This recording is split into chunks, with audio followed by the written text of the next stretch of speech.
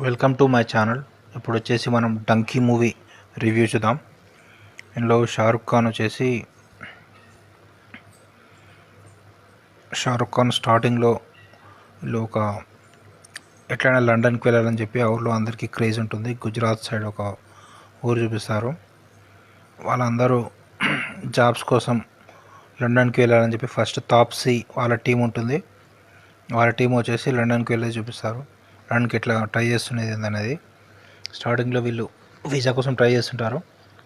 అక్కడ ఏజెంట్ దగ్గరికి వెళ్తారు.